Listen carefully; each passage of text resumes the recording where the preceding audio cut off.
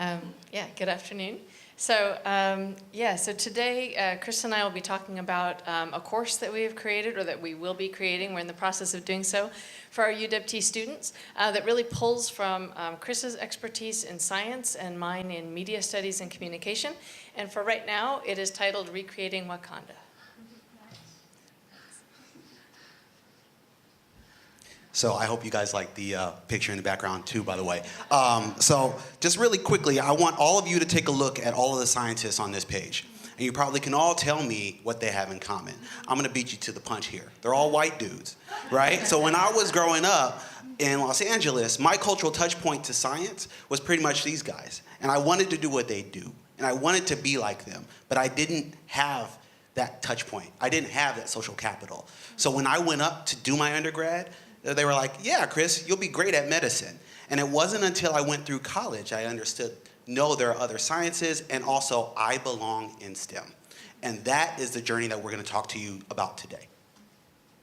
I need to address this right now, which is that Chris made all these slides and they're amazing. Okay.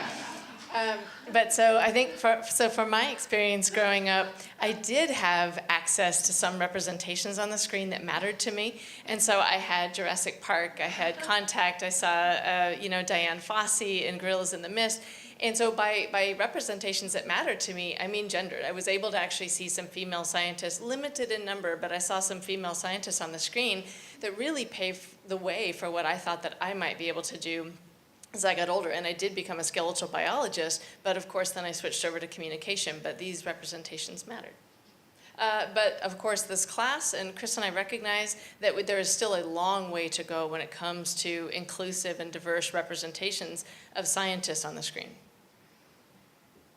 And so a foundational concept of this course is that media truly do function as this locus of power.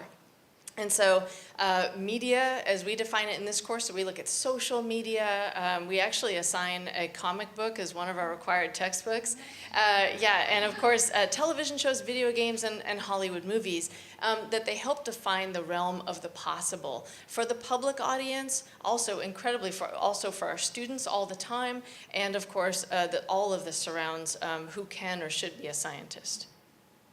I think that's still me. And so because it's such a foundational concept for our future course, we really focus on, in the classroom, our students consuming and evaluating newer forms of media and some older ones too. So a large portion of the class is spent with students watching Into the Spider-Verse, watching Black Panther, Hidden Figures, and also oldies like Jurassic Park. And so they learn to sort of critically evaluate these texts, to understand the dominant messages that come from mainstream media, but we also create a space in our class for looking at social media and the resistive messages that come from social media and comic books as kind of this site of resistance. Thank you, Ellen.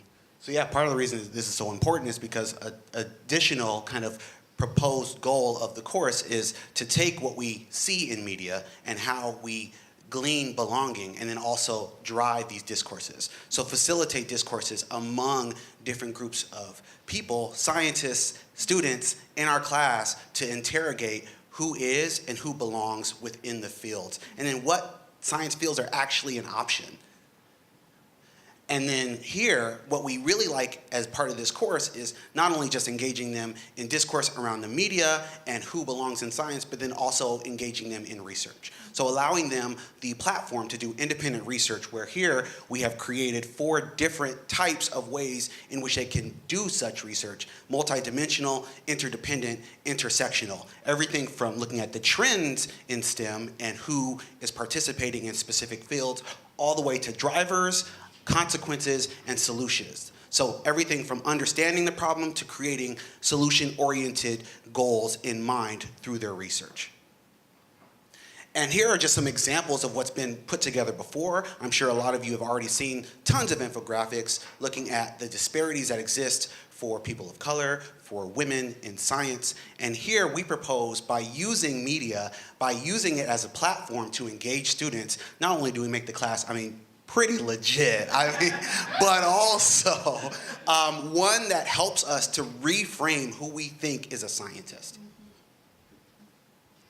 And so we wanted to be really careful in creating this course that we didn't just want to focus on the problem, so we didn't just want to rest there. If there is a problem in representations on the screen and then also in the scientific community when it comes to inclusivity, we wanted to then sort of make sure that we went from recognizing the problem to action.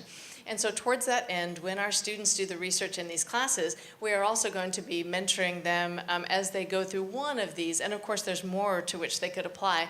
But we really want to encourage what we so often talk about now as public displays of competence for our students. So they may do the SAM Student Showcase, or they may actually go up to Seattle to the Undergraduate Research Symposium. But that's a big part of our course, is sort of getting them to show this knowledge publicly.